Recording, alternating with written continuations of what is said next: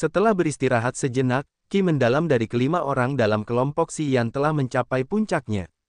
Masing-masing dari mereka merasa segar dan penuh vitalitas. Ayo pergi, kita bisa memasuki tanah eksotis itu sekarang. Xian keluar lebih dulu, melihat yang lain dan berkata kepada mereka, kalian harus sangat berhati-hati.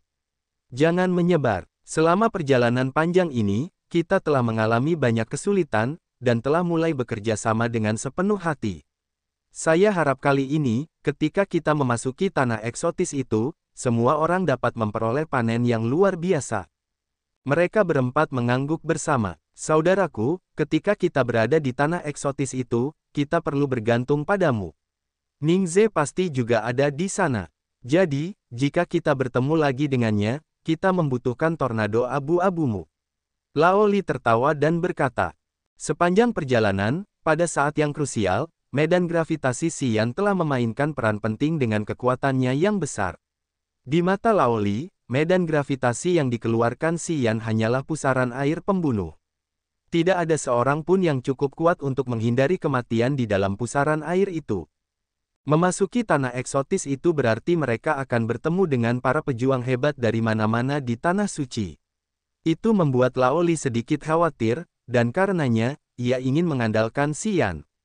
Aku akan berusaha sebaik mungkin. Selama kalian percaya padaku dan tidak diam-diam menggangguku, aku juga akan melindungi kalian.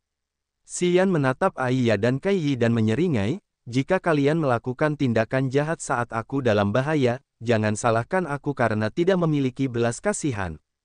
Aiya dan Kaiyi menggerutu, tetapi tidak mengatakan apapun. Ayo pergi, Xian tidak mengatakan apa-apa lagi saat ia memperlihatkan senyum tipis. Ia adalah orang pertama yang melompat ke area berkabut itu dengan hati-hati. Namun, begitu ia jatuh ke area di mana asap abu-abu terkonsentrasi, ia menyadari bahwa ular piton ungu yang besar dan panjang dengan cepat berlari ke arahnya seolah-olah mereka baru saja melihat mangsanya. Petir yang membunuh jiwa. Xian tidak bisa menahan diri untuk tidak melolong dan menggigil. Dia menyadari aura penghancur yang mengguncang bumi dan segera mundur. Ular piton ungu itu kemudian memulihkan status normal mereka. Setelah Xian pergi, mereka tidak lagi membidiknya tetapi mundur seolah-olah mereka hanya keluar untuknya. Mengapa mereka datang untukku? Wajah Xian menjadi dingin. Dia tanpa emosi menatap Aiya dan Kaiyi, kalian sengaja ingin menyakitiku. Kalian telah mengatakan bahwa petir penghancur jiwa ini hanya mengincar jiwa tuan rumah dari para pejuang alam dewa sejati. Aku hanya berada di alam nirvana. Jadi mengapa petir penghancur jiwa ini masih melawanku? Dia tidak bisa menahan diri untuk tidak ragu. Jika bukan karena dia telah mendesak cahaya bintang dan pergeseran listrik untuk keluar seperti teleportasi, petir penghancur jiwa itu mungkin akan mengenainya dan menghancurkan jiwa tuan rumahnya.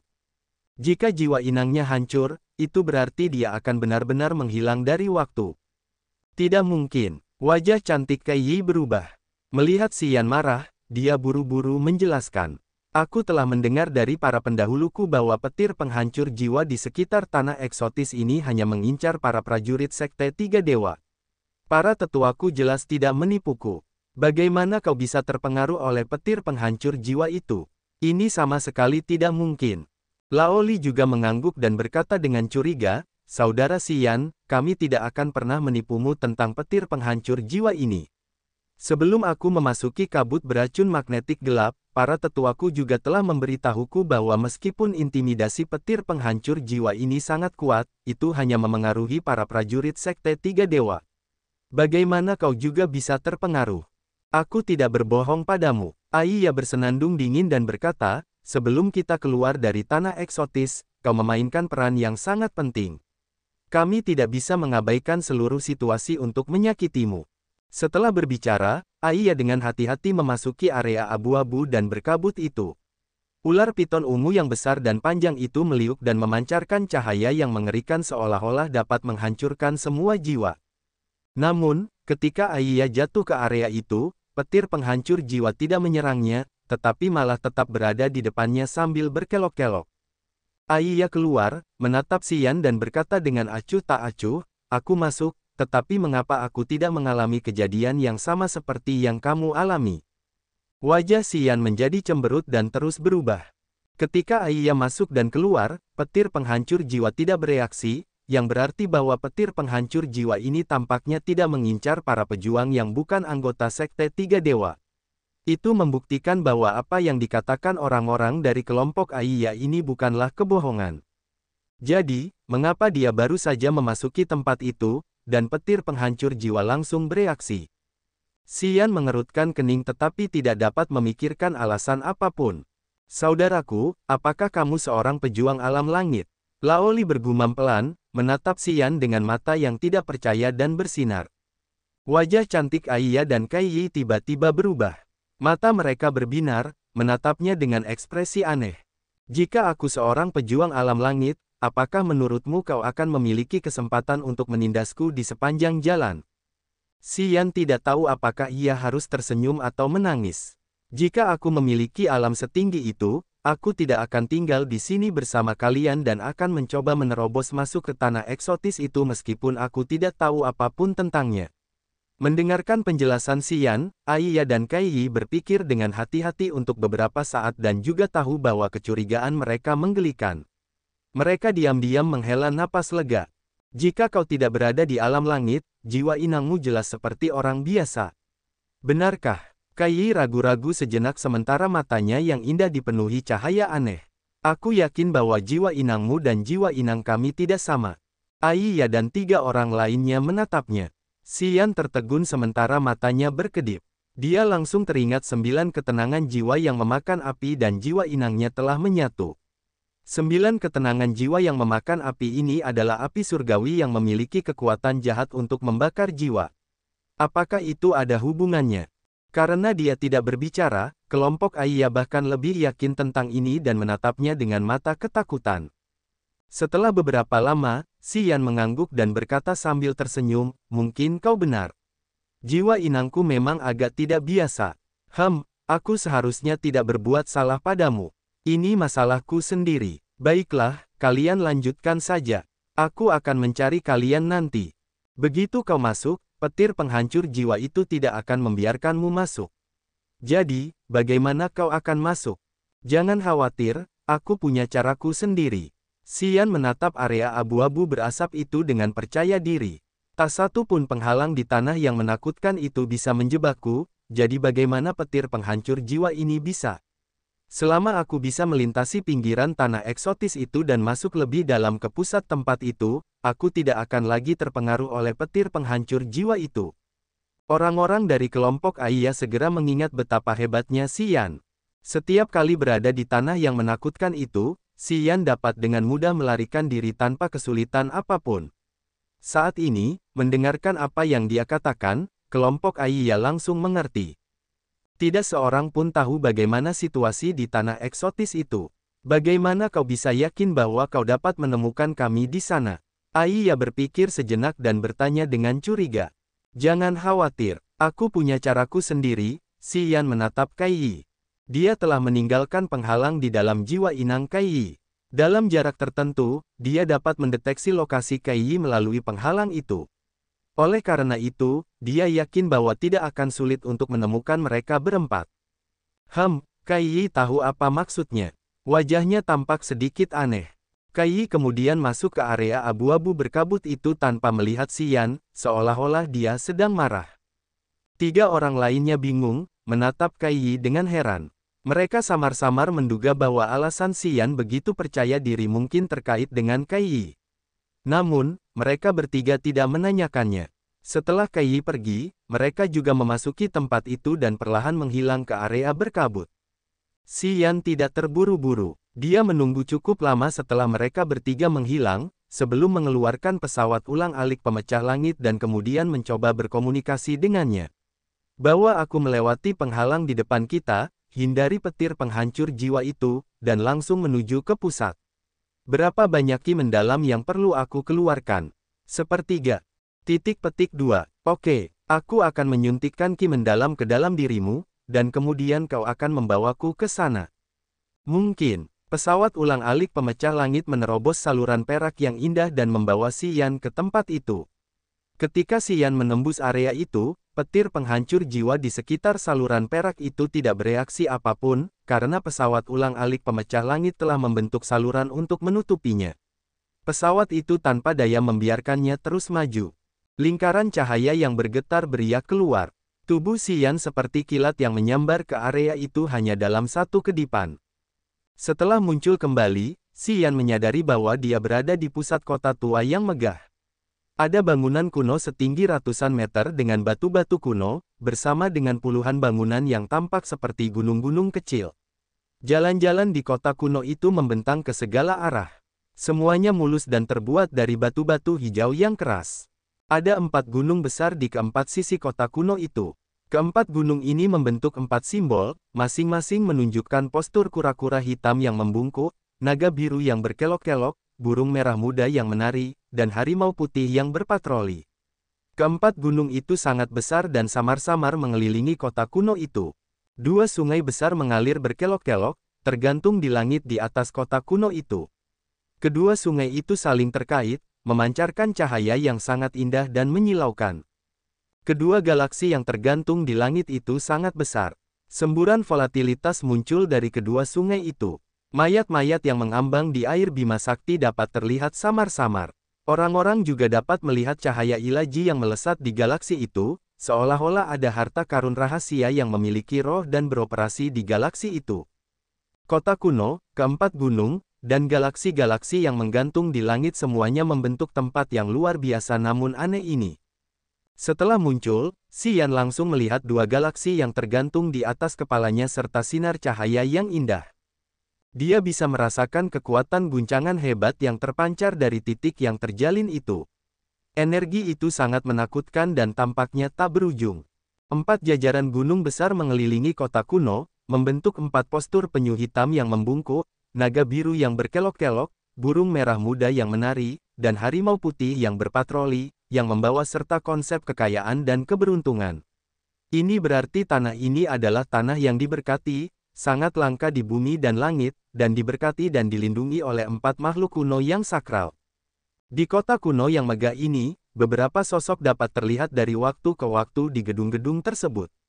Mereka semua adalah prajurit hebat yang dapat memasuki tanah eksotis. Para prajurit itu memasang wajah dingin, terkadang mengangkat kepala untuk melihat ke langit, dan mengamati keempat gunung seolah-olah mereka menyadari sesuatu.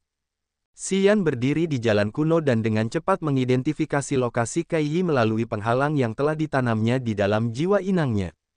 Sambil menarik napas dalam-dalam, Xian untuk sementara mengabaikan tanah eksotis ini dan langsung mendesak cahaya bintang, berubah menjadi sekumpulan cahaya yang melesat menuju ke 4 orang dari kelompok Kaiyi. Berdiri di benteng batu, Aiya, Kaiyi, Laoli, dan Laolun seringkali melihat ke kejauhan, menunggu sesuatu dalam diam. Bisakah dia menemukan kita dan datang ke sini? Sudah lama sekali. Jika dia tidak datang dan kita bertemu Ningze, kita pasti akan sangat pasif. Laolun mengeluarkan sapu tangan untuk menyekas sarung tangannya sambil sesekali mengangkat kepalanya, melihat ke depan, mengerutkan kening, dan bergumam. Tangan Aiya yang seperti batu giok memainkan uang berlapis besar miliknya saat koin kecil itu berguling maju mundur di antara jari-jarinya yang ramping. Beberapa cahaya keemasan sesekali muncul dari lubang di koin itu. Dia seharusnya bisa menemukan kita. Setelah mendengar Laolun bergumam, Aiya melirik Kaiyi lalu bertanya, benarkah Kaiyi?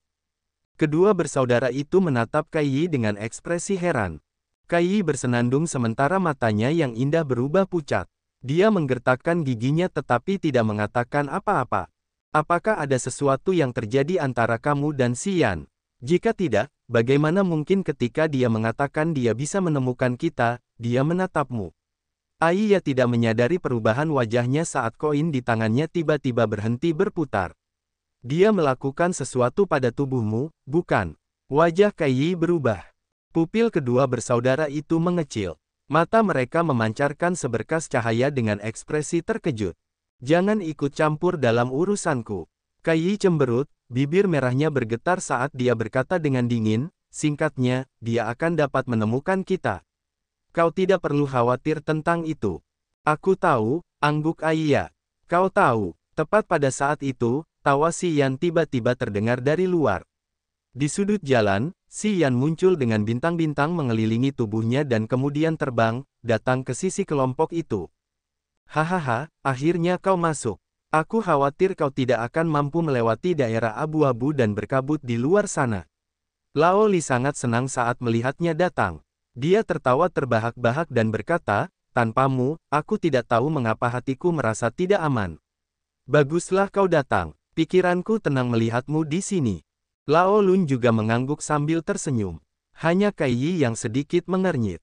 Dia tidak bisa menahan rasa kesal ketika mengingat penghalang yang ditinggalkan Si Yan di dalam kepalanya. Mengapa kau datang ke sini begitu terlambat? Dengan kemampuanmu, kau seharusnya menemukan kami dengan sangat cepat. Apakah kau menemukan sesuatu? Tidak, Si Yan menggelengkan kepalanya. Setelah aku masuk ke sini, aku mengamati sekeliling sebentar dan menyadari bahwa kota kuno ini cukup aneh. Di sekelilingnya terdapat 4 gunung yang megah, dan 2 galaksi yang saling terkait tergantung di langit. Aku tidak tahu siapa yang bisa menciptakan tempat yang aneh dan besar seperti ini di kabut beracun magnetik gelap ini. Kudengar itu adalah pandai besi tingkat dewa. Aiya mengernyitkan alisnya. Semuanya, termasuk kabut beracun magnetik gelap ini, adalah tanda tangan pandai besi tingkat dewa itu. Aku juga pernah mendengar tentang ini, Lao Li mengangguk. 2 tempat racun besar di kabut beracun magnetik gelap hanya terbuka sekali setiap 60 tahun. Biasanya, di luar 2 tempat racun ini, tidak hanya ada petir penghancur jiwa, tetapi juga penghalang kuat lainnya. Petir penghancur jiwa mengincar para prajurit Sekte Tiga Dewa. Namun, penghalang lainnya melawan kita, para prajurit alam nirvana dan alam langit.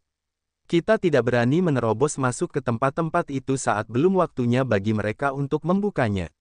Hampir tidak ada yang bisa menahan pemboman penghalang itu, dan mereka akan berakhir dengan jiwa mereka yang musnah. Si Yan tercengang. Benar sekali, memang ada argumen ini. Kai Yi mengangguk dan melanjutkan, kami telah menghitung waktu dengan tepat kapan kami harus datang ke sini kali ini. Kalau tidak, kami tidak akan berani menembus tempat ini. Bagaimana keadaan keempat gunung dan kedua galaksi itu? Si Yan terkejut dan tiba-tiba bertanya, apakah para pendahulumu pernah membicarakan tentang lingkungan di sini dan seberapa berbahayanya? Mayat-mayat di galaksi itu seharusnya adalah para pejuang yang pernah masuk ke sini sebelumnya. Konon, harta karun rahasia tingkat sakral dari tempat racun ini berasal dari galaksi. Mengenai keempat gunung itu, tampaknya melindungi kota kuno. Aku pernah mendengar beberapa orang mengatakan bahwa begitu galaksi bermutasi, keempat gunung itu juga akan berubah, dan berbagai macam bahaya akan muncul. Aiya tampak serius saat berbicara kepada semua orang, selalu perhatikan galaksi di atas kepala kalian. Berhati-hatilah dengan 4 gunung di sekitar. Kota kuno ini tampaknya adalah tempat tingkat dewa tempat pandai besi itu dulu tinggal. Orang itu tinggal di dalam sini, mendirikan sekte sendiri dan merekrut banyak pengikut. Tidak diketahui mengapa semua orang di sini mati, dan pandai besi itu juga menghilang tanpa meninggalkan jejak, kecuali beberapa harta rahasia di galaksi di atas. Tempat ini cukup misterius. Galaksi itu pasti memiliki bahaya besar, dan pegunungan 4 simbol yang mengelilingi kita tidak akan diam seperti itu selamanya. Semua orang mengangguk pada saat yang sama dan secara bertahap menjadi lebih memperhatikan.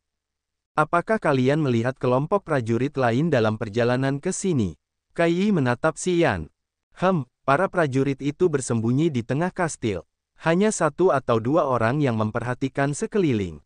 Dalam perjalanan ke sini, aku bertemu beberapa orang yang semuanya setidaknya berada di langit ketiga alam nirvana.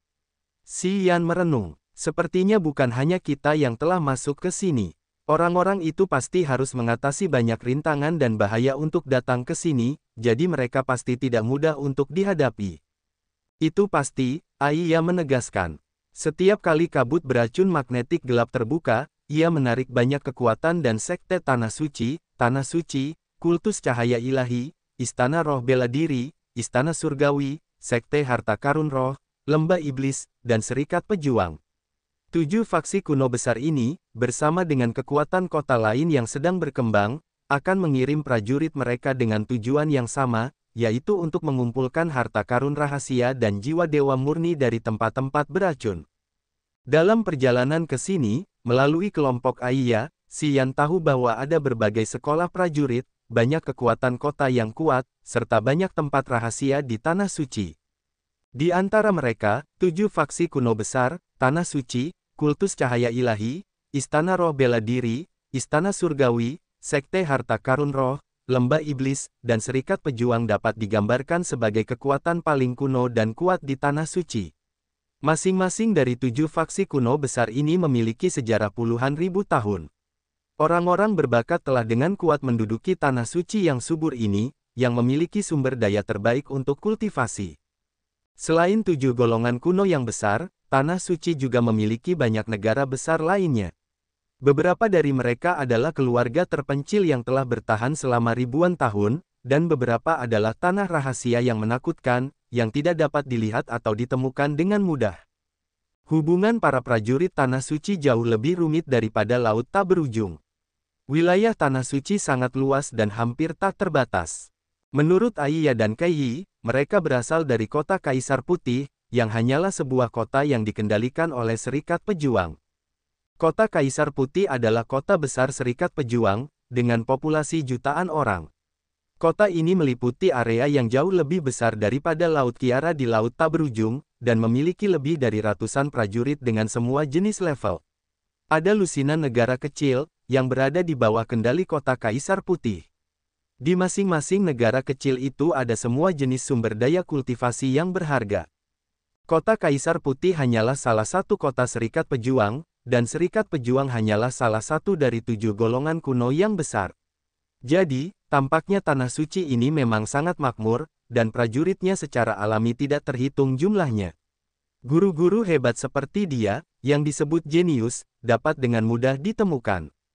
Meskipun bakat Aiya luar biasa di kota Kaisar Putih, dia tidak dianggap jenius sejati jika dia berada di Tanah Suci. Banyak anak muda yang lebih muda darinya sudah memiliki dasar kultivasi yang mendalam.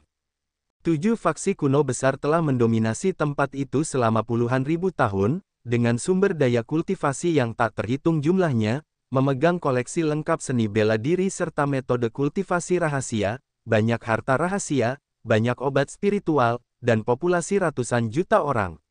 Dengan populasi yang begitu besar, bahkan jika kemungkinan keberadaan prajurit yang brilian sangat kecil, setidaknya mereka masih dapat memiliki sekitar 10 prajurit yang luar biasa.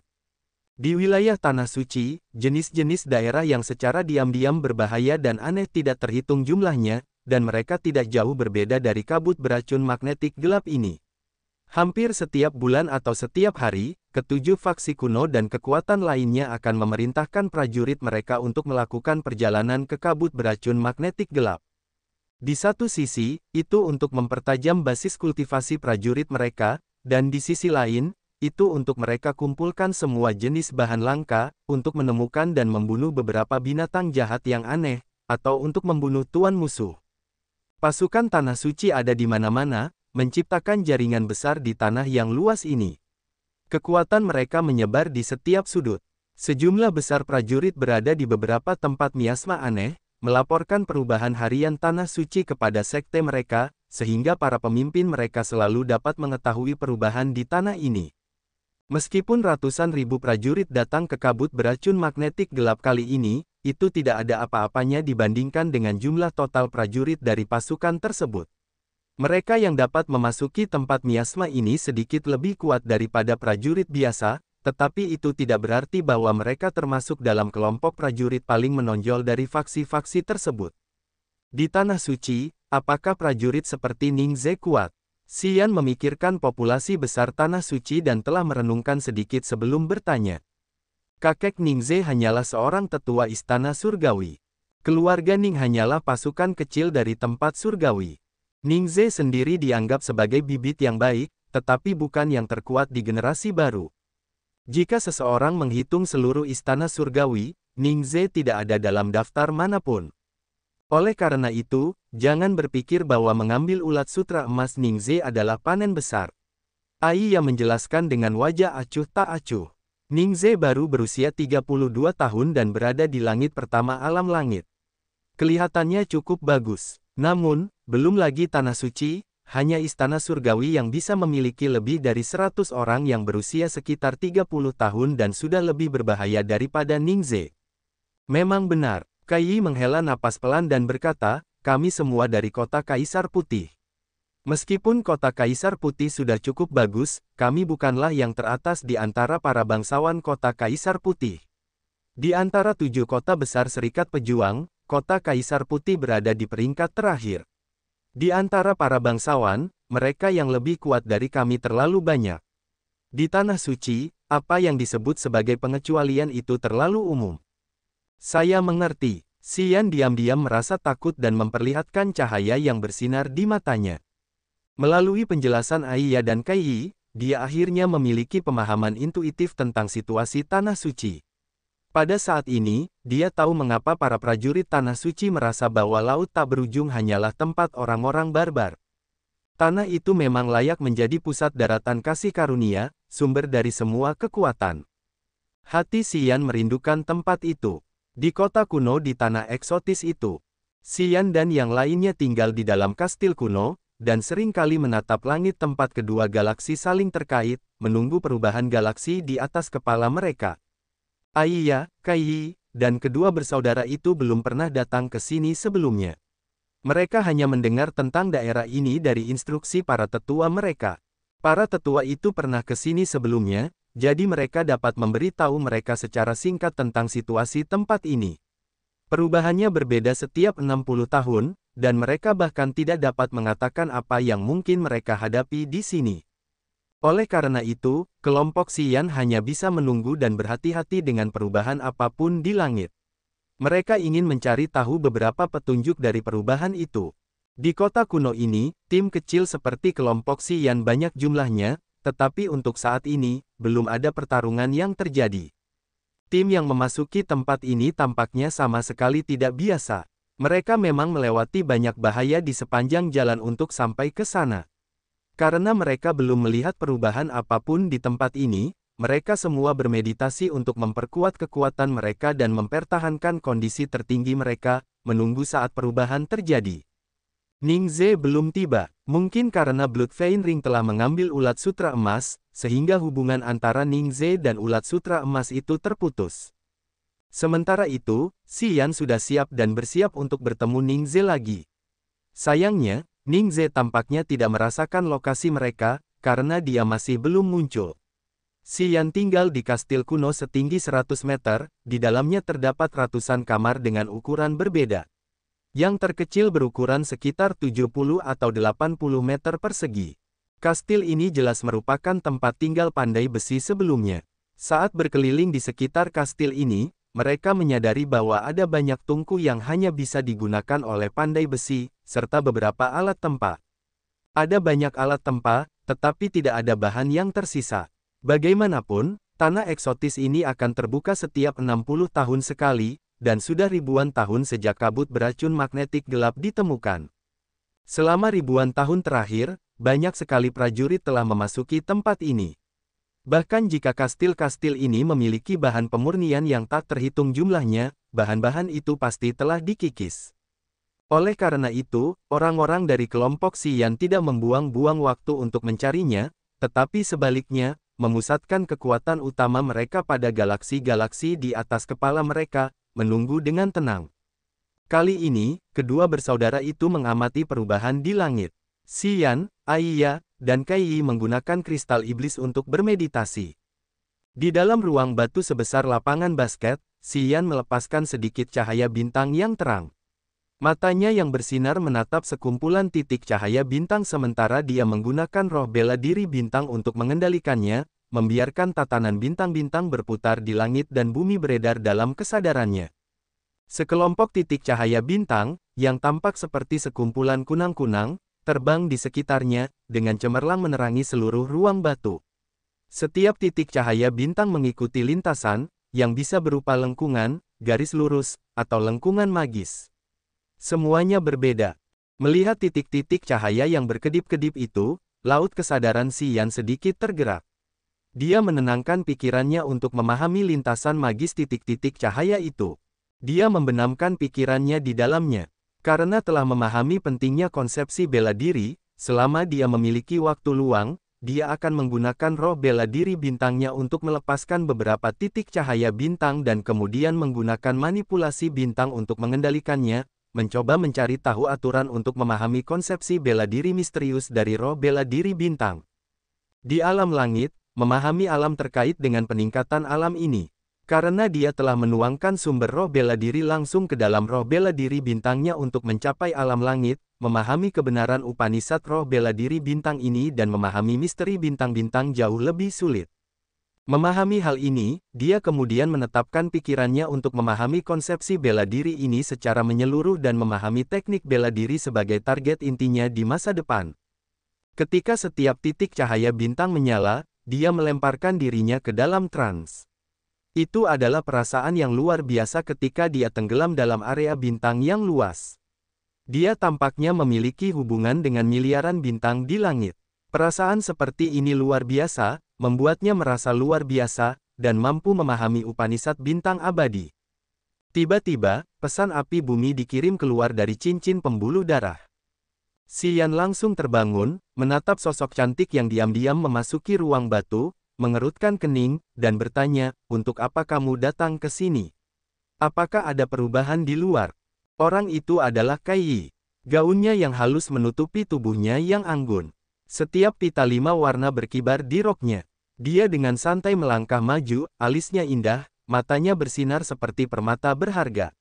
Di bawah cahaya bintik-bintik cahaya bintang itu, dia tampak sangat cantik. Belum ada perubahan apapun di luar sana. Aku datang ke sini dengan harapan kau dapat menyingkirkan penghalang jiwa itu untukku. Tubuh Kai Yi yang anggun berhenti. Dia sedikit menggertakkan giginya dan berkata, "Kau mengatakan bahwa kita adalah teman. Karena kita adalah teman, kau seharusnya tidak memperlakukanku seperti ini." Xian cemberut lalu mencibir dingin. "Saya khawatir kamu tidak menganggap saya sebagai temanmu. Sudah lama sekali. Aku tahu aku tidak bisa membunuhmu, jadi aku tidak akan punya niat jahat lagi padamu." Kai Yi merasa malu dan berkata dengan tidak senang, "Di dasar danau, kau jelas-jelas menghinaku, jadi aku ingin membunuhmu, belum lagi tangan dan kakimu tidak bersih. Jika kau menyingkirkan penghalang jiwa itu untukku, aku berjanji tidak akan mengungkit kejadian sebelumnya. Tidak akan ada lagi hal-hal kasar di antara kita. Bagaimana? Seperti yang telah kukatakan sebelumnya, tunggu sampai kita meninggalkan kabut beracun magnetik gelap dan aku akan menyingkirkan penghalang jiwa dari kepalamu." Xian tidak tergerak. Dia menggelengkan kepalanya dan berkata dengan acuh tak acuh, "Jika kau dan Aiya bersatu untuk membunuhku, mudah bagi kalian untuk melakukannya di negeri eksotis ini jika aku tidak berhati-hati. Maaf, aku tidak percaya padamu. Meninggalkan penghalang jiwa di kepalamu membantuku mengendalikan Aiya pada saat yang genting. Aku tidak berani lengah terhadap kalian berdua, gadis-gadis yang kejam." Wajah lembut Kai Yi tiba-tiba menjadi gelap. Dia berkata dengan penuh kebencian, "Jiwa inangku memiliki penghalang, jadi itu pasti terbatas dan tidak dapat mengerahkan kekuatan penuhnya. Begitu racun ini berubah, semua tim akan bertarung dengan sekuat tenaga untuk mengerahkan harta karun rahasia. Pada saat itu, jika kekuatanku tidak dapat dikeluarkan 100%, aku mungkin akan mati di sini. Kau ingin aku mati di sini, bukan?" Xian masih acuh tak acuh. "Bicaralah. Lagi pula, untuk apa kau ingin menghilangkan penghalang jiwa?" Kai Yi terdiam beberapa saat, lalu lehernya tiba-tiba memerah. Dia membalikkan punggungnya ke arah Xian, lalu perlahan-lahan menanggalkan gaunnya, secara bertahap memperlihatkan punggungnya yang lembut dan putih. Dia menanggalkan pakaiannya hingga pinggangnya yang ramping terlihat, lalu berhenti. Tangannya mencengkeram payudaranya yang besar, kencang, dan seputih salju. Dia kemudian berbalik, menundukkan kepalanya sambil menatap jari-jari kakinya, dan berbicara dengan nada yang tidak jelas. "Aku tahu pilihanmu. Selama kau menghilangkan penghalang jiwa, aku akan membiarkanmu membelainya." Tubuh bagian atas Kai Yi benar-benar telanjang. Di bawah cahaya bintang yang menyilaukan, kulit putihnya bersinar indah. Payudaranya terlalu besar sehingga kedua tangannya tidak bisa menutupinya sepenuhnya. Dia memperlihatkan kecantikan yang luar biasa yang bisa membuat urat nadi pria manapun menonjol tak terkendali.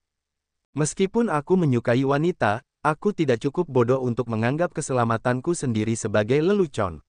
Mata Xian berbinar, dengan angkuh menatap tubuh telanjang Kai Yi. Dia menyeringai, kau harus pergi. Sebelum meninggalkan kabut beracun magnetik gelap, aku tidak akan melepaskan penghalang jiwa untukmu. Bahkan jika kau menawarkan tubuhmu kepadaku, itu tidak akan mengubah keputusanku. Kai Yi mengangkat kepalanya, menatap Xian dengan agresif dan penuh amarah. Dia menggertakkan giginya dengan erat, menunjukkan sikap penuh kebencian, dan kesal karena dia tidak bisa menghancurkan Xian menjadi 8 bagian. Xian mencibir dingin lalu mendecakkan lidahnya. Tubuhmu sungguh mempesona. Tunggu sampai kita keluar dari kabut beracun magnetik gelap. Kalau kau masih mau menawarkan diri kepadaku, aku pasti tidak akan menolak. Aku sangat suka wanita yang berinisiatif, aku tidak akan menolak gadis manapun yang datang kepadaku secara proaktif. Saat itu, aku yakin aku tidak akan mengecewakanmu. Aku mengutukmu agar tidak mati dengan layak. Kai Yi mengutuknya dengan getir dan segera mengenakan pakaiannya lagi. Setelah itu, dia meninggalkan ruangan dengan wajah yang rumit. Xian memperlihatkan senyum dingin, menggelengkan kepalanya dan berbisik, penampilannya tidak buruk sama sekali. Sayangnya, dia adalah wanita jahat di sana. Tergantung pada waktunya, dia akan menunjukkan taringnya yang beracun. Waktunya tidak tepat, kalau tidak, kau tidak akan bisa lolos dari tanganku. Karena dia tidak terganggu oleh kedatangan Kai Yi, setelah dia pergi, Xian melanjutkan kultivasinya yang sulit di ruang batu dan mengedarkan kekuatan bintang misterius pada saat yang sama. Hari ini, Xian terbangun lagi dari konsepsi bela diri. Galaksi telah mengalami beberapa perubahan. Mengangkat kepalanya ke arah suara Aiya yang jernih, Xian sedikit mengernyit, berhenti merasakan konsepsi bela diri dan berdiri. Aiya berbeda dari Kai Yi. Jika tidak terjadi apa-apa, dia pasti tidak akan datang ke sini. Saat dia dengan berani memasuki ruangan kali ini, Xian tahu bahwa ada sesuatu yang terjadi di luar sana. Itu bukan galaksi. Wajah Aiya serius. Itu adalah pegunungan 4 simbol di luar. Sejak kemarin, 4 simbol tampaknya telah berubah. Sebuah gempa bumi kecil bergemuruh pelan dari pegunungan di sekitar kota kuno. Dalam gempa bumi itu, raungan binatang buas dapat terdengar dari keempat gunung itu. Binatang buas. Xian tertegun, melihat keluar dan bertanya, apakah kamu melihat ada binatang buas yang muncul? Belum, tapi, ada banyak raungan. Wajah Aiya tampak aneh. Kurasa seharusnya ada sekitar 100 binatang buas dengan tingkat yang berbeda.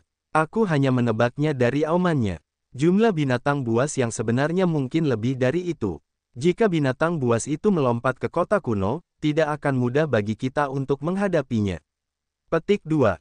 Ratusan binatang buas. Wajah Xian sedikit berubah. Binatang buas tingkat terendah yang pernah dilihatnya di tempat berkabut ini berada di tingkat ke-6. Dia belum pernah melihat binatang buas yang lebih rendah dari itu. Bahkan jika itu adalah tingkat ke-6, ratusan dari mereka sudah menakutkan.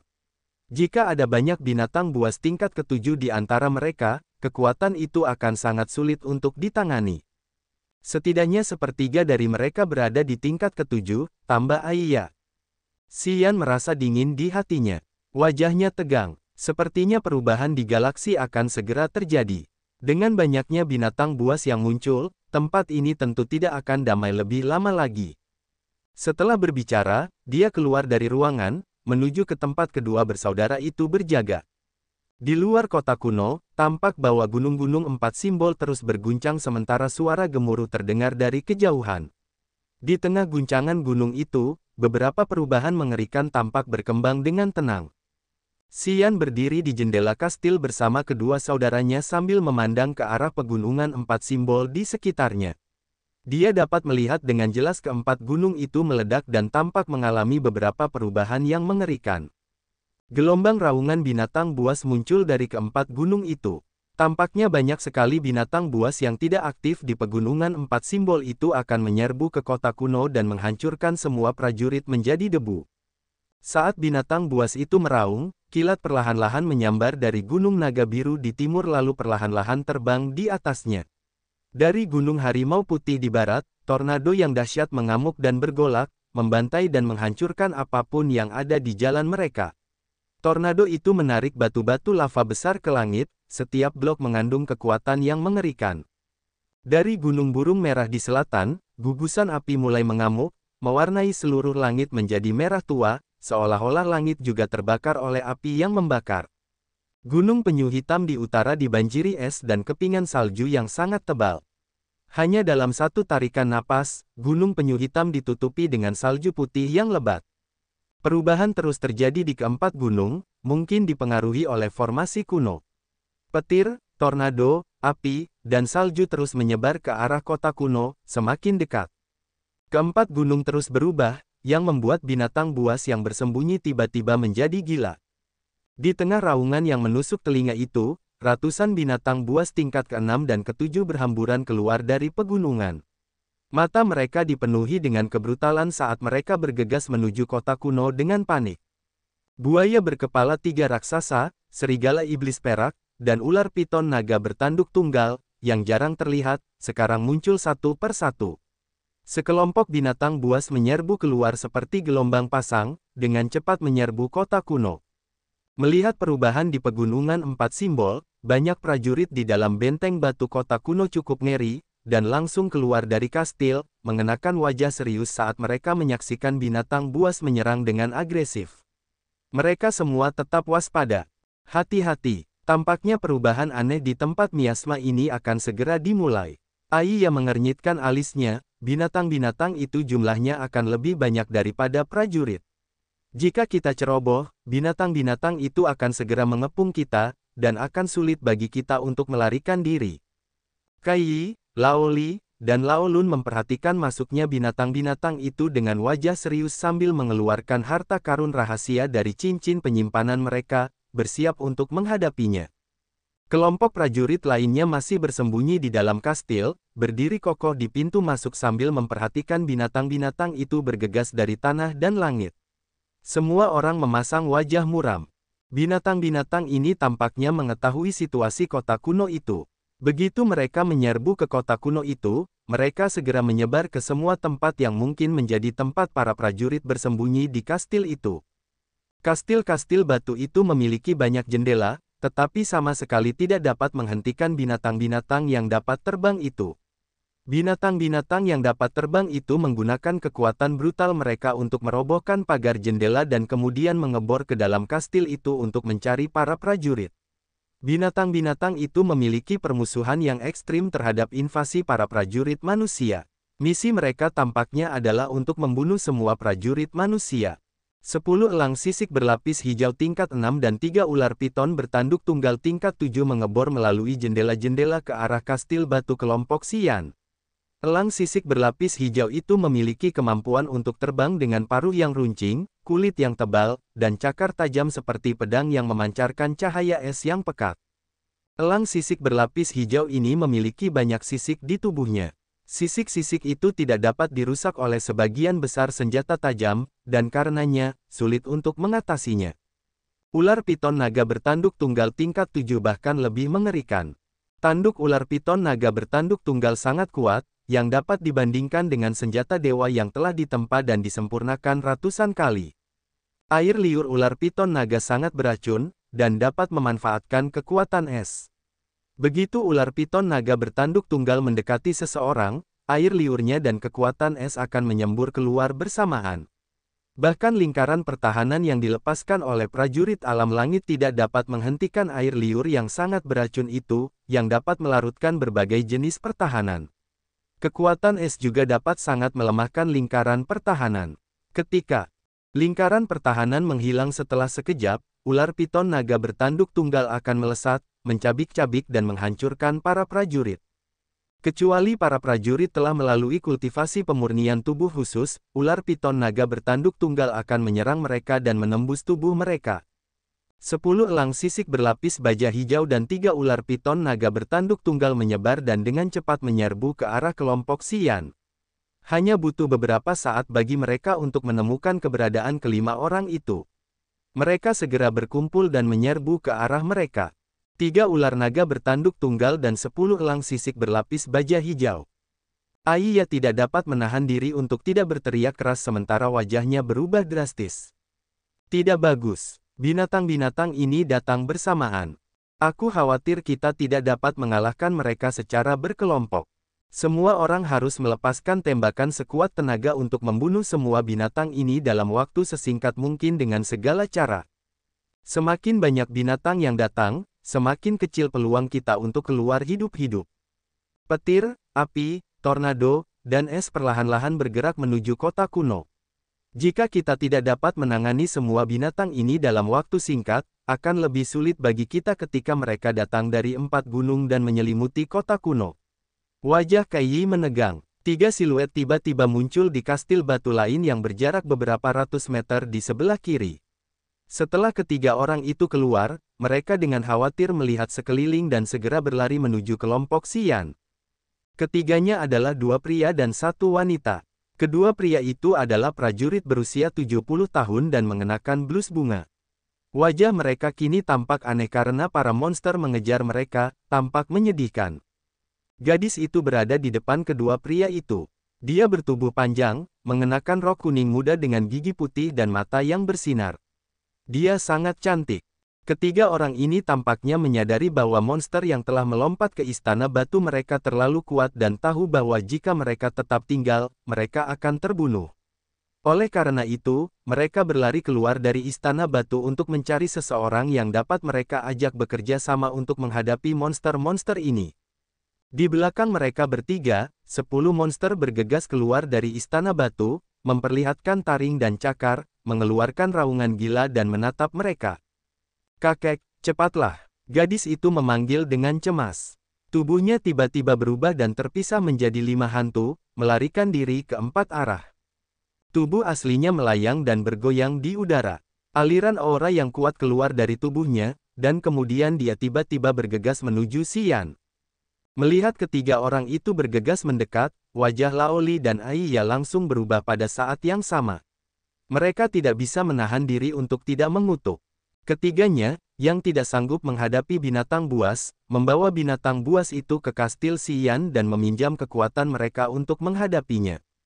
Sudah sulit bagi kelima orang dari kelompok Xian untuk menghadapi 10 elang sisik berlapis baja hijau dan 3 ular naga bertanduk tunggal. Jika mereka menambahkan binatang buas di belakang ketiga orang itu, mereka akan menjadi lebih pasif, dan mungkin akan terbunuh. Laoli dan Kai Yi saling bertukar pandang, cahaya dingin mengalir keluar dari mata mereka. Mereka siap untuk melancarkan serangan mematikan, bergegas menuju gadis itu untuk memusnahkannya. Gadis ini hanya memiliki basis kultivasi alam bumi. Meskipun dia misterius, selama Laoli dan Kai Yi melepaskan serangan penuh mereka, gadis itu pasti tidak akan bisa menghentikan mereka, dan akan dipenggal. Xian memunggungi Laoli dan Kai Yi, terus-menerus melepaskan kekuatannya ke medan gravitasi. Mendengar teriakan gadis itu, dia tiba-tiba menunjukkan ekspresi yang sangat bingung. Setelah menyelesaikan medan gravitasi, Xian berbalik dan melihat Kai Yi dan Laoli siap membunuh gadis itu. "Berhenti!" Xian melirik gadis itu sekilas, dan wajahnya langsung berubah. Dia buru-buru berteriak yang menghentikan Kai Yi dan Laoli. Keduanya tercengang. Gelombang energi di tangan mereka semakin bersemangat. Mereka masih mendesak kekuatan mereka untuk siap melancarkan serangan. Selama mereka mengeluarkan gelombang energi itu, gadis itu hampir tidak akan memiliki kesempatan. Xian berteriak keras, membuat Kai Yi dan Laoli membeku. Mereka berdua menunjukkan ekspresi bingung di wajah mereka, tidak mengerti mengapa dia menghentikan mereka pada saat yang genting. "Oh!" Gadis itu berseru, matanya berkilat aneh. Dia menatap Xian, sepertinya mengingat seseorang, lalu menunjuk Xian dan berkata dengan ragu, kau adalah Zuoxi, sudah lama aku tidak melihatmu." Xian menampakkan senyum tipis. "Bagaimana kau bisa sampai di sini? Kau adalah Xian, kau benar-benar Xian." Zuoxi sangat gembira dengan ekspresi tidak percaya. "Bukankah kau sudah kembali ke laut tak berujung? Kenapa kau kembali ke sini?" Dua lelaki tua di belakang Zuoxi adalah kakek Zuo dari keluarga Zuo dan Qi Xiao dari pegunungan berkabut itu. Melihat Zuoxi berteriak kaget, kedua lelaki itu juga menatap Xian dan menunjukkan ekspresi yang sangat terkejut. "Kemarilah dulu, baru kita bisa bicara nanti." Xian berteriak, mengangguk ke arah Kai Yi dan Laoli, dan berkata, "Aku kenal mereka. Biarkan mereka masuk." Wajah Kai Yi dan Laoli tampak enggan, tetapi mereka tetap mengikuti perintah Xian tanpa perlawanan. Mereka mengerutkan kening sambil melangkah ke samping, memberi jalan kepada Zuozi untuk memasuki istana batu terlebih dahulu. Pikiran Xian sedikit terpicu. Medan gravitasi, yang telah terkumpul sejak lama, tiba-tiba terbang ke arah Zuozu dan Qi Xiao. 5 buaya berkepala 3 yang besar, yang mengejar Zuozu dan Qi Xiao dengan ketat, tiba-tiba tersedot ke dalam sutra emas di dalam medan gravitasi yang berputar dengan gila itu. Sutra emas itu sangat tajam, dan begitu buaya berkepala 3 itu ditarik ke dalam medan gravitasi, mereka dipotong-potong dan dihancurkan menjadi bubuk. Kristal setan, Qi Xiao dan Zuozu sama-sama terkejut dan berteriak riang bersama. Mereka melihat kristal setan, memperlihatkan ekspresi keinginan. Ketiga orang ini pasti telah melalui situasi yang tidak diinginkan di kabut beracun magnetik gelap. Ketika kelima kristal iblis itu muncul, Qi Xiao dan Zuozu jelas tidak bisa tetap tenang dan bahkan berhenti, ingin masuk ke kabut beracun magnetik gelap untuk mengambilnya. Jangan sentuh kristal iblis itu. Kemarilah dulu, Xian berteriak keras. Zuozu dan Qi Xia terkejut. Mereka segera bereaksi dan bergegas mendekat. Bagaimana kalian bisa sampai di sini? Xian berteriak. Ada peta laut di baju zirah kura-kura naga si kecil. Kami mendasarkan petunjuk kami pada peta itu untuk sampai ke sini dari serikat pedagang. Dalam perjalanan ke sini, kami kehilangan banyak orang. Setelah memasuki tempat ini, hanya tersisa 3 orang. Wajah Qi Xiao sedih. Dia berteriak, dan bersama dengan Zuozu, dia berjalan menuju panggung tempat kelompok Xian berdiri. Xian, bagaimana bisa kalian ada di sini? Oh, basis kultivasimu sekarang berada di langit ketiga alam nirvana, sama seperti milikku. Kepala keluarga Zuozu, tiba-tiba berteriak sementara matanya berbinar dengan sedikit ketidakpercayaan. Qi Xiao dan Zuozi juga terkejut. Di luar istana batu, binatang buas itu dengan agresif menunjukkan taring dan cakar mereka. Mereka mengeluarkan raungan yang menakutkan, berkumpul di sebelah kelompok Xian, dan siap untuk menyerbu kapan saja. 3 medan gravitasi terbang di depan istana batu. Sutra emas memancarkan cahaya keemasan dan berputar seperti bilah tajam di dalam medan gravitasi. 10 elang sisik berlapis baja hijau dan 3 ular piton naga bertanduk tunggal tampaknya tahu bahwa medan gravitasi tidak mudah dihadapi, karena mereka dengan kejam menatap kelompok Xian tetapi tidak berani bergerak ke arah medan untuk menyerang. Mereka hanya bisa tinggal di luar medan gravitasi tanpa berhamburan, seolah menunggu sesuatu. Ketika Zuozu, dan Qi Xiao memasuki istana batu Xian, mereka juga menyeret 9 binatang buas. Binatang buas ini adalah buaya berkepala 3 raksasa tingkat ke-6 dan laba-laba raksasa bertanduk 8 raksasa tingkat ke-7. Ada 3 laba-laba raksasa bertanduk 8 raksasa, yang masing-masing sebesar batu giling. Kaki mereka bersinar dengan cahaya es yang cemerlang. Mereka sangat fleksibel dan aktif di udara, mengeluarkan suara-suara aneh yang memekakkan telinga. Satu medan gravitasi mencekik seekor buaya berkepala 3 dan menggantungnya ke arah datangnya Zuozi dan 2 lainnya. Buaya berkepala 3 itu mati seketika, yang mencegah buaya berkepala 3 yang tersisa dan laba-laba raksasa bertanduk 8 untuk bertindak gegabah, karena mereka takut mengikuti jejak buaya berkepala 3 yang mati itu. Mereka hanya bisa menjaga jarak dari medan gravitasi dan menatap 3 target awal mereka. Saat kelompok Xian mendekat, Zuozu langsung bisa merasakan basis kultivasi Xian hanya dengan sekilas pandang. Wajahnya terkejut sementara dia tanpa sadar berteriak ketakutan. Qi Xiao dan Zuozi juga sangat heran, menatap Xian dengan mata tidak percaya. Mereka tidak tahu apa yang telah dia lakukan hanya dalam beberapa tahun untuk dapat mencapai langit ketiga alam nirvana. Mari kita bicara nanti, sekarang bukan saat yang tepat untuk mengenang. Wajah Xian tampak serius saat ia berkonsentrasi mengendalikan medan gravitasi, terus-menerus menggerakkannya untuk mencegah binatang buas itu memiliki kesempatan untuk mendekat. Kastil batu itu tingginya 100 meter, tetapi kelompok Xian hanya sekitar 30 meter dari tanah.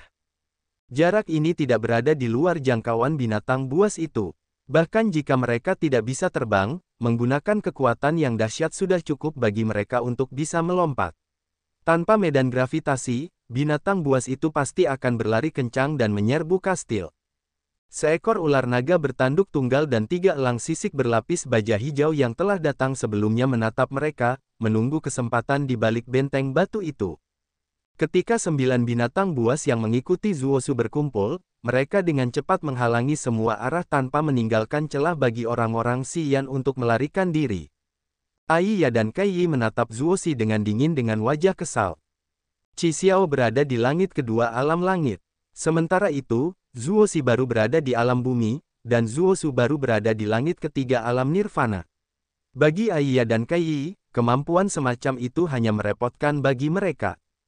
Jika Aiya yang memegang kendali, bahkan jika dia mengenal Xian, dia tidak akan ragu untuk mengusir mereka dan membiarkan mereka berjuang sendiri.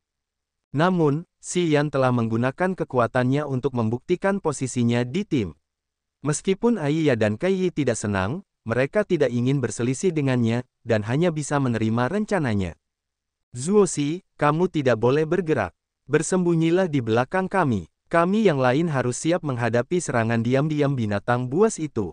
Xian menatap Aiya dan Kaiyi dengan dingin dan berkata dengan wajah dingin, ketiga orang ini adalah temanku.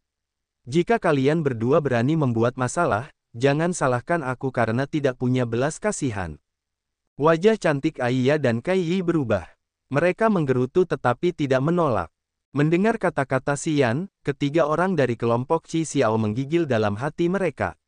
Mereka diam-diam waspada dan bersiap untuk berjaga-jaga terhadap Aiya dan Kaiyi. Qi Xiao dan Zuosu adalah rubah tua. Melalui kata-kata Xian, mereka dapat melihat bahwa Aiya, Kaiyi, dan Xian tidak benar-benar akrab. Menghadapi binatang buas yang merajalela di kota kuno, semua orang merasa tidak aman. Pada saat ini, hal yang paling menakutkan adalah hati orang-orang yang jahat.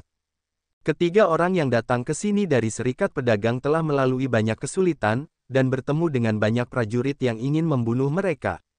Mereka segera tahu bahwa tidak ada orang baik di kabut beracun magnetik gelap, dan bahwa mereka harus mengandalkan diri mereka sendiri untuk merebut hak istimewa memiliki kehidupan abadi. Si kecil, jangan khawatir tentang binatang buas. Dengarkan Xian, lindungi dirimu sendiri, bisik Qi Xiao. Zuosi berkedip dan mengangguk patuh. Mata cantiknya berbinar, menatap Xian. Binatang buas berkeliaran di segala arah. Xian berdiri di depan benteng batu dengan wajah dingin dan mata tegas. Dia tampak seperti batu berusia 10.000 tahun yang tampak tak tergoyahkan, sambil memancarkan temperamen perkasa yang hanya bisa dimiliki oleh seorang pria. Pada saat ini, Xian tidak diragukan lagi memiliki pesona pria yang memesona. Setelah lama tidak melihatnya, dia tiba-tiba bertemu dengan Xian di saat-saat tersulitnya, yang telah lama menghilang. Hati Zuosi tanpa sadar sedikit gelisah. Dia tanpa sadar bertanya-tanya apakah ini adalah takdir Tuhan atau bukan. Sebelumnya, di Serikat Pedagang, Xian memiliki kepribadian yang istimewa. Ia dingin dan kejam, sehingga meninggalkan kesan yang mendalam di hati Zuosi. Setelah ia meninggalkan Serikat Pedagang, Zuosi selalu memikirkannya. Ia tidak dapat mengendalikan pikirannya karena ia sering membandingkan Xian dengan apa yang disebut bakat-bakat muda yang luar biasa dari Serikat Pedagang dan Kekaisaran Api. Semakin banyak perbandingan yang ia buat, semakin ia merasa bahwa para pemuda luar biasa dari Serikat Pedagang, Kekaisaran Api, dan Kekaisaran yang diberkati Tuhan itu tampak jauh lebih rendah darinya. Terlepas dari wilayah atau pola pikir mereka, mereka tidak sehebat dirinya. Xian telah pergi selama beberapa tahun. Zuosu biasa mengatur agar ia bertemu dengan para pemuda dari berbagai kekuatan kuat dari Kekaisaran Api dan Kekaisaran yang diberkati Tuhan. Namun, tidak diketahui mengapa ia selalu tidak puas dengan para pemuda itu, dan diam-diam membandingkan mereka dengan Xian. Semakin ia membandingkan, semakin ia merasa bahwa orang-orang itu tidak sebaik dirinya. Zuosi berasumsi bahwa ia tidak akan pernah bertemu dengan Xian lagi. Namun, ia sekarang tiba-tiba bertemu dengannya di kabut beracun magnetik gelap. Pertemuan tak terduga ini membuatnya senang sekaligus takut. Melihat sikap Xian yang tak kenal takut saat menghadapi banyak binatang buas, ketegangan saraf yang selama ini dideritanya tiba-tiba mereda. Tetua Qi Xiao, berdirilah di sana dan bersiaplah menghadapi laba-laba raksasa bertanduk 8. Kakek Zuo, kau dan Qi Xiao tetaplah di satu tempat untuk menjaga sisi itu. Xian menunjuk ke suatu arah lalu tiba-tiba menatap Kai Yi dan kedua saudaranya, tetaplah di sebelah kiri. Bersiaplah menghadapi ular piton naga bertanduk tunggal di bawah. Aiya, kau perhatikan bagian belakang kami. Di bawah tatapan binatang buas itu, Xian menjadi tenang, dengan dingin menatap ke depan, dan berkata, begitu binatang buas itu menyerbu, kita harus menggunakan kekuatan penuh kita untuk membunuh mereka. Kita juga tidak boleh menghabiskan terlalu banyak kekuatan kita. Ada juga api, petir, tornado, dan es di luar istana. Kita tidak hanya harus membunuh semua binatang buas ini, tetapi kita juga tidak boleh membiarkan diri kita menderita kerugian besar. Aiya dan yang lainnya mengangguk pada saat yang sama. Qi Xiao dan Zuo Su saling berpandangan. Di Serikat Pedagang, Xian hanya memiliki basis kultivasi alam bencana. Meskipun ia telah menunjukkan kinerja yang luar biasa, ia hanyalah anggota generasi muda yang sombong dari keluarga Xi. Dibandingkan dengan status Zuo Su dan Qi Xiao saat itu, Xian tampaknya jauh lebih rendah dari mereka. Seiring berjalannya waktu, Xian tidak hanya mencapai langit ketiga alam nirvana, tetapi ia juga dapat menghasut dua prajurit wanita alam langit. Melihat sikap kedua gadis ini, mereka tampaknya benar-benar mendengarkan perintahnya. Menyaksikannya dengan mata kepala mereka sendiri, Zuo Su dan Qi Xiao diam-diam takut, dan entah bagaimana hampir tidak dapat menerima ini sejenak.